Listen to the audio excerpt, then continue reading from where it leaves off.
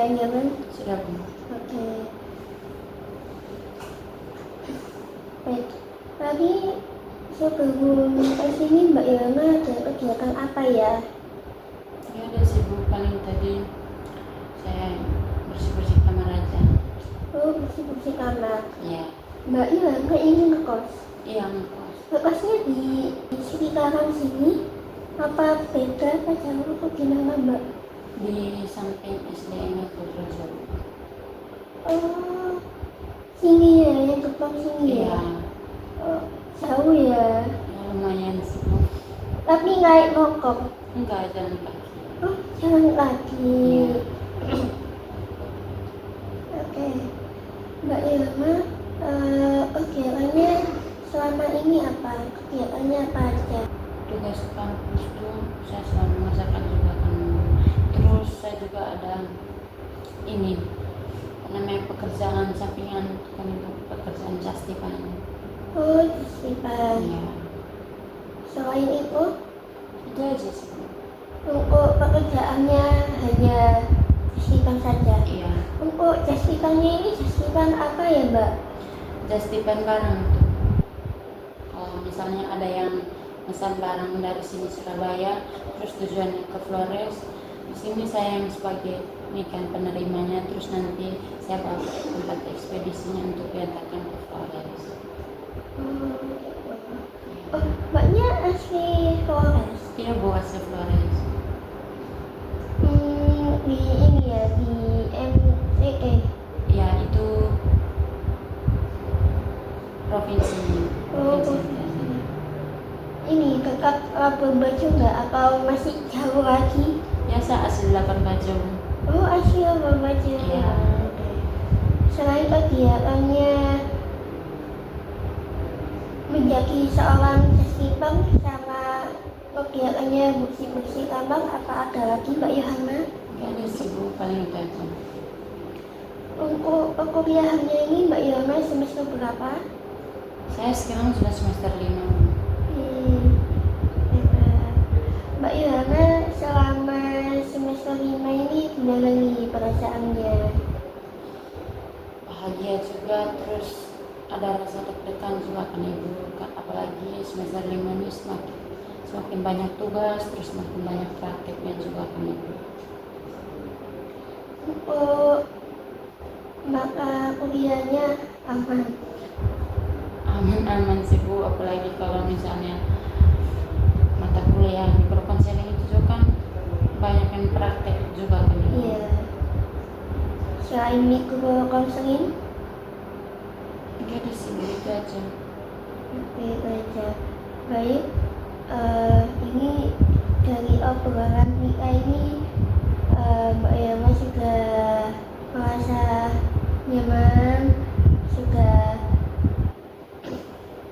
merasa lebih baik, nggak ngobrol lebih baik, nggak ngobrol ke sesi berikutnya. Baik, sebelum masuk ke sesi ini, ke sesi counseling, dalam sesi counseling ini saya sebagai fasilitator yang dimana saya hanya menjembatani saja untuk keputusan dan jawabannya ada di Mbak Yohana sendiri. Apa bisa dipahami? Bisa Bu.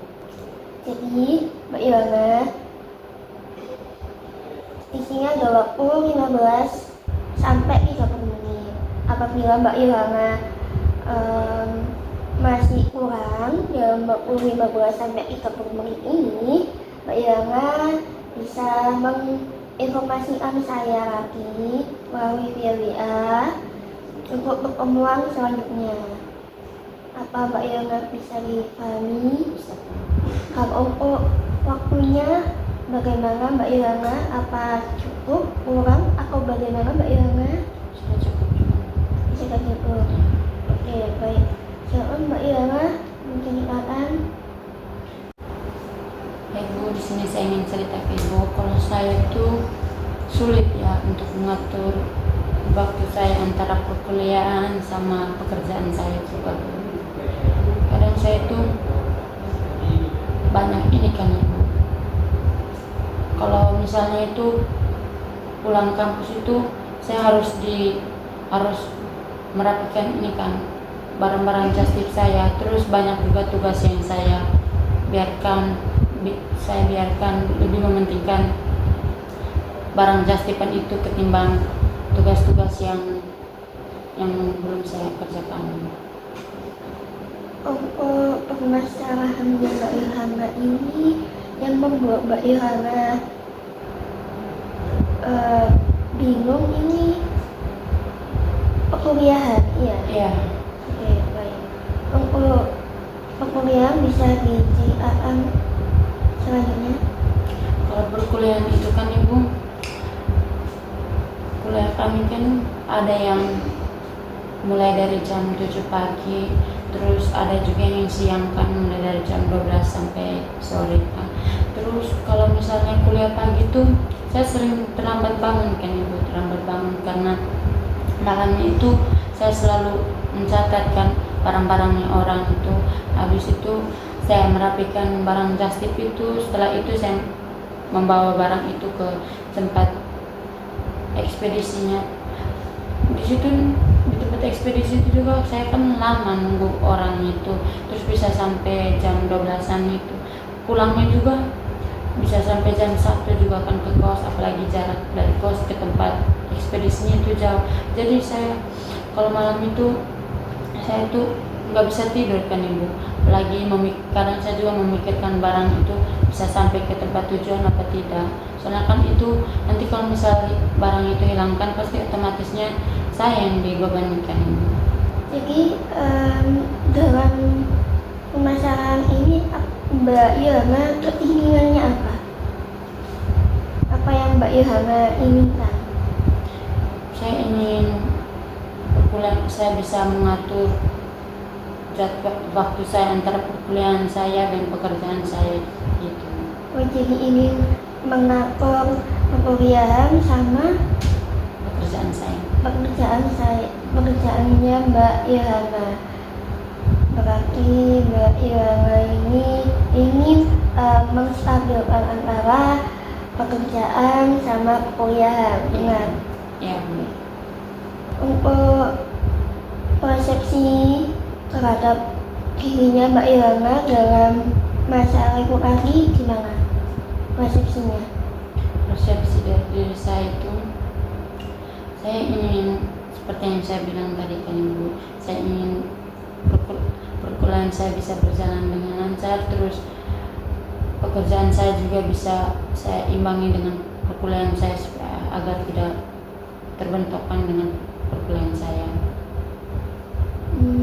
Oke. Untuk persepsi Mbak Ilham ini tadi yaitu ingin gimana perkuliahan ini tidak terganggu dikarenakan pekerjaan Mbak Ilham ini yang misalnya castipan. Ya. Untuk persepsi orang luar gimana Mbak Ilham? Tidak ada sih Bu, karena saya kan jarang bergaul juga sama orang dan saya nggak kasih tahu juga sama teman-teman dekat kalau saya mempunyai castipan. Saya lebih memendam sendiri usaha yang saya karena usaha itu juga kan pekerjaan itu juga bisa membantu saya untuk membiayai hidup saya juga kan.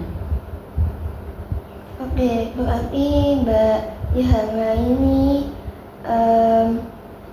tidak bergaul di teman-temannya Mbak Ilham ini. Kalau tetap Mbak Ilham tetap nggak bilang kalau Mbak Ilham ini seorang castipan. Iya. Betul? Iya. Dari itu tadi yang Mbak Ilham ceritakan ini, yang Mbak Ilham bilang, apa sih perbuatannya yang Mbak Ilham lakukan? Perilaku saya yang saya lakukan itu, kalau untuk just tipnya itu tadi kan saya mengatur barang itu selesai saya menyelesaikan perkuliahan saya. Nah, tapi selesai menyelesaikan perkuliahan itu seperti yang saya bilang juga dari awal, kadang saya lebih mengutamakan ini just tip ketimbang ini tugas-tugas saya. Jadi banyak sih Bu tugas yang menumpuk yang saya belum kerjakan pada deadline-nya juga. Untuk tujuan dari perilakunya Mbak Ilham gimana? Tujuan saya itu saya lebih mau mengutamakan perkuliahan saya kan Ibu, supaya saya bisa lebih fokus lagi untuk perkuliahan saya, apalagi kan nanti kita akan ini mau selesai nanti lagi berapa tahun kan mau selesai kuliah kan Ibu. Jadi saya mau fokus dulu sama perkuliahan saya sehingga saya bisa menyelesaikan tugas-tugas yang saya nggak pernah kerja, lebih mengutamakan pekerjaan saya lebih mau mengutamakan perkuliahan, terus tugas-tugas yang diberikan oleh dosen itu agar nilai saya bisa lebih baik lagi. Oke. Dalam permasalahan ini bagaimana Mbak Ilham melakukannya saat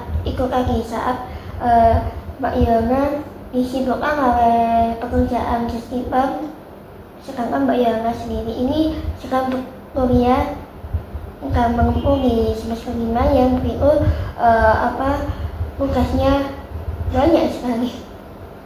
Gimana Mbak? Bingung, saya kadang bingung, terus sempat diam sendiri kan Ibu. Terus kadang juga saya berpikir kan, ini Justipan begini bikin merepotkan saya juga kan. Terus kadang juga saya ini sempat juga menyelesaikan tugas-tugas itu kan, tapi tugas itu saya kasih selesai pada deadline yang disampaikan, yang diberikan oleh dosen. Oke. Dalam permasalahan ini Mbak Ilham melakukan, maksud saya Mbak Ilham berperilaku seperti apa dan perasaannya bagaimana? Perilaku saya itu, saya sering bolos kuliah kan Ibu, terus jarang masuk ke kuliah, jarang mengerjakan tugas. Terus perasaan saya setelah saya melakukan semua itu, saya sedih kan, terus saya kecewa pada dirinya saya. Tapi kayak kenapa sih saya mengutamakan pekerjaan ketimbang kuliah saya gitu. Jadi Mbak Ilham ini sempat bolos dalam perkuliahan. Ya, Untuk perasaannya? kecewa sih Bu, kenapa saya bisa seperti itu kan, bisa bolos. Lagi biaya kuliah ini kan gak mahal juga kan, gak murah juga kan Bu. Oke. Baik, dalam permasalahan ini apa sih yang perilaku yang sekarang perilakunya Mbak Yohana yang sekarang gimana? Sekarang sih saya lebih kayak utamakan perkuliahan saya. Barang Justipan itu saya mulai ini tutup dulu kan Ibu. Ya. Apalagi karena semester 5 ini semester yang lumayan berat juga kan Ibu. Jadi saya menutup Justipan itu, terus saya lebih fokus ke perkuliahan, terus saya juga lebih berusaha lagi untuk masuk ke kelas, terus lebih bisa lagi untuk bisa mengerjakan tugas Bu. Jadi perilaku yang sekarang ini Mbak Ilham mementingkan perkuliahan dan Mbak Ilham mengerjakan tugas itu tadi ya. Ya. Menurut Mbak Ilham perilaku baiknya seperti apa, perilaku buruknya seperti apa? Kalau perilaku baiknya itu menurut saya itu yang seperti yang saya lakukan itu kayak mungkin datang tepat waktu, terus mengerjakan tugas sebelum deadline-nya. Kalau menurut saya yang tidak baik itu mungkin karena saya juga sering mengutamakan pekerjaan saya ketimbang perkuliahan saya dan tugas-tugas saya. Seperti itu sih. Apakah perilaku yang Mbak Yohana lakukan ini, yang lakukan sekarang ini bisa membawa Mbak Yohana ke kehidupan yang Mbak Yohana inginkan? Iya bisa juga Ibu, apalagi saya menginginkan juga ini kan nilai saya juga mungkin lebih baik lagi daripada semester-semester sebelumnya kayak gitu. Bagaimana sih pandangan ajaran agama Mbak Ilhana ini mengenai perilaku yang Mbak Ilhana lakukan? Mungkin pandangan agama saya juga kayak perilaku yang saya lakukan itu mungkin tidak baik juga ya kan Ibu, apalagi saya malas-malasan kan kayak gitu.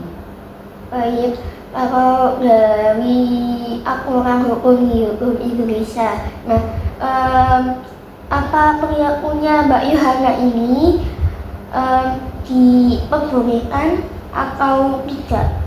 Kalau menurut saya sih tidak sih Bu. Karena Mungkin kayak itu juga bisa merusak kita sebagai generasi muda kan, apalagi generasi muda ini sekarang ini sangat dibutuhkan juga kan untuk masa depan yang lebih baik lagi. apa perilakunya Mbak Ilhana ini sesuai atau bertentangan dengan peraturan perkuliahan? Maksud saya peraturan kampus universitas. Ya bertentangan juga kan Ibu, apalagi mungkin bisa ini kan kalau misalnya nilai tidak bagus atau tidak lulus bisa mencoreng nama baik kampus kan. Dalam agama istiadat, bagaimana menurut pandangan Mbak Ilhana terhadap perilaku Mbak Ilhana ini? Saya juga kurang tahu ya Ibu, soalnya saya itu kurang belajar adat istiadat di kampung saya. Oke.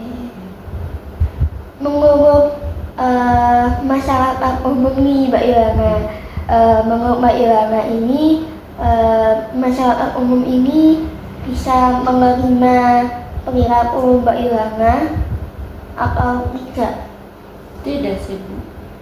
Tidak, oke. Dalam keluarga ini, keluarga apa mendukungmu untuk perilaku seperti itu? Mungkin tidak sih Bu, apalagi kalau mereka tahu pasti mereka rasa kecewa sekali kan. Sudah dibiaya, terus saya di sini malas-malasan, pasti mereka rasa kecewa dengan apa yang saya buat. Tapi saat Mbak Ilhana melakukan hal yang baik itu tadi membuat keluarga merasa senang ya, yang wajar tadi ya. Ya kalau yang perbuatan yang saya baik pasti mereka akan senang kan, pasti juga mereka akan mendukung. Baik, bagi aku ini tadi, apa sih yang membuat kamu ini mendukung dalam melakukan hal tersebut? Yang membuat saya mendukung itu karena nilai juga kan Ibu. Apalagi kalau misalnya saya mendapatkan nilai yang bagus, otomatis keluarga, teman, dan saudara-saudara saya juga pasti senang juga kan. Terus pasti juga mereka akan mendukung saya juga agar saya bisa mendapatkan nilai lebih bagus lagi. Oke.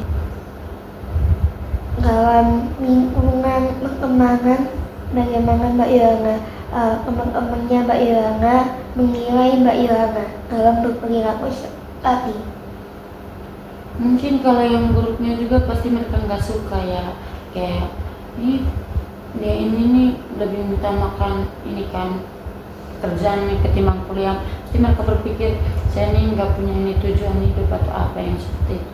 Tapi kalau misalnya untuk mendukung saya untuk lebih baik lagi, pasti mereka lebih mendukung saya. Kadang juga teman-teman saya juga ada yang bilang nih, ngapain sih kamu urus itu, kamu harus utamakan perkuliahan kamu supaya kamu bisa mendapatkan nilai lebih bagus lagi, terus bisa menyelesaikan tugas tepat waktu dan juga bisa menyelesaikan perkuliahan juga dengan tepat waktu.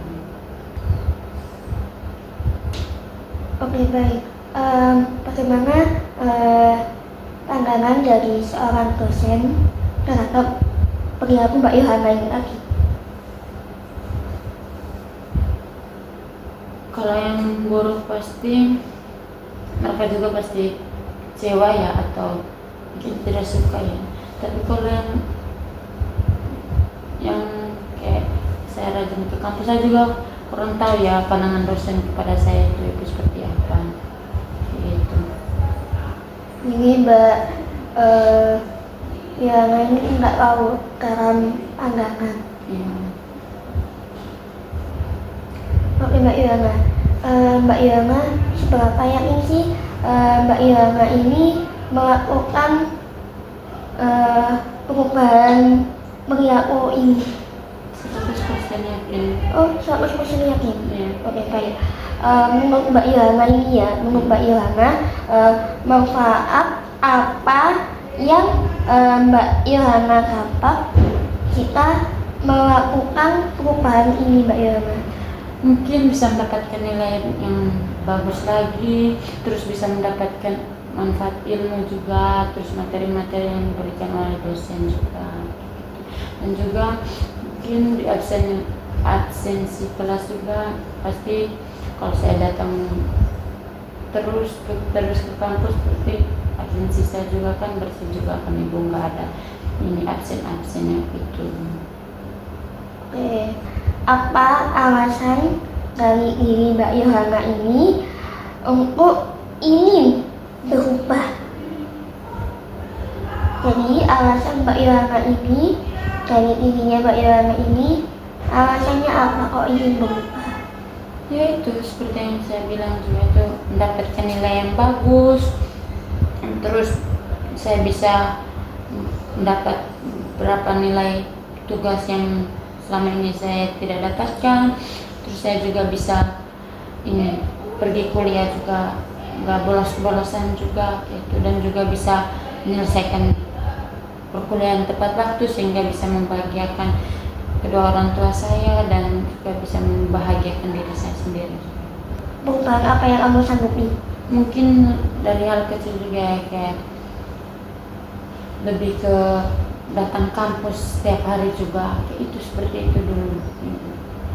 Apa kamu bersedia menulis rencanamu, menulis rencana perubahan sebagai komitmen pribadi? Iya, saya bersedia. Apakah kamu bersedia untuk dipantau atau tidak kemajuannya oleh saya pada pertemuan berikutnya? Ya, mungkin ibu bisa pantau di pertemuan berikutnya nanti. Oke, baik. Di sini oke, baik. Di sini saya kasih apa namanya kertas yang dimana ini keinginannya Mbak Ilham untuk berubah, dan di sini Mbak Ilham menceritakan, maksud saya menulis sikap apa yang udah Mbak Ilham lakukan untuk perubahan ini. Berarti saya menulis perilaku saya yang sebelumnya, yang saya tidak mengerjakan tugas, terus kayak perilaku saya yang lebih baik lagi, kan seperti itu. Iya, seperti itu. Jadi Oke. Mbak Ilham apa namanya ya ikut api yang di dalam kertas, perilaku yang dulu apa, terus perilaku yang sekarang apa gitu. Oke. Baik Mbak Ilham, kalau nanti ada keinginan untuk berhenti atau menyerah, apa yang Mbak Ilham lakukan agar tetap bertahan di perilaku itu? Mungkin saya lebih berusaha lagi ya untuk bisa memfokuskan kuliah saya dulu. Oke, hebat sekali Mbak Ilham. Rencananya ini belum berhasil nih. Rencananya Mbak Ilham ini belum berhasil. Apa yang bisa Mbak Ilham perbaiki? Yang bisa Mbak Ilham perbaiki tanpa menyalahkan diri sendiri dan orang lain? Mungkin saya lebih harus berusaha untuk coba lagi, misal kalau gagal saya bisa mencoba lagi sampai berhasil. Oke, baik. Saat kamu belum berhasil, apa yang kamu lakukan agar tetap berhasil itu lagi? Tetap berusaha dan tidak putus asa dan tetap mencoba lagi. Oke, baik. Dan saat merasa kecewa karena belum berhasil, apa sih yang kamu lakukan untuk memotivasi dirimu sendiri? Ya mungkin saya bisa ini kan, mungkin saya mencoba untuk lebih belajar lagi, terus lebih bisa tepat waktu untuk mengerjakan tugas. Kalau misalnya belum bisa, saya akan coba terus Ibu sampai bisa. Dari perilaku ini kan pasti ada hambatan. Hambatan apa dalam perilaku ini? Hambatannya itu pasti kayak tidur yang tidak teratur juga kan Ibu. Tapi saya akan mencoba lagi untuk bisa lebih tidur yang teratur juga, kan bisa bangun pagi lagi kayak gitu. Oke, baik. Apabila perilaku yang Mbak Ilana yang sudah Mbak Ilana peranin itu tidak berhasil, bagaimana Mbak Ilana? Apa Mbak Ilana memiliki planning, memiliki pemikiran lagi dalam perilaku apabila perilaku yang pertama ini nggak berhasil?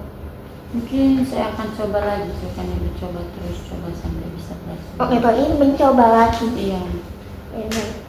Bagaimana caramu agar dirimu ini tidak menyerah dalam berperilaku? Ikut lagi. Saya berusaha terus ya Bu untuk bisa utamakan pekerjaan saya. Saya coba terus lagi. Oke, berarti mencoba. Iya, sampai bisa menyelesaikan itu kan sesuai planning saya. Oke. Apakah ada Mbak Ilana informasi atau dukungan tambahan yang Mbak Ilana ini butuhkan agar rencananya ini berhasil? Oh, mungkin dukungan dari orang tua saya juga kan, Iya. dari teman-teman juga, Oke. membuat saya semakin lebih semangat lagi. Oke, berarti Mbak Ilana ini mendapatkan dua dukungan, keluarga dan teman. Iya. Mbak Ilana ini bersedia tetap berkomunikasi dengan saya untuk memantau perkembangan Mbak Yohana. Iya Bu, saya bersedia. Baik, sebelum saya mengakhiri sesi ini, saya mengucapkan terima kasih Mbak Ilana. Mbak Ilana sudah menyempatkan waktunya untuk bertemu dengan saya. Dan saya juga sangat berterima kasih Mbak Ilana sudah menceritakan permasalahan Mbak Ilana kepada saya juga. Dan saya dalam sesi ini saya memberikan tugas yang sudah saya jelaskan tadi. Jadi Mbak Ilana jangan lupa mengerjakan tugasnya lagi.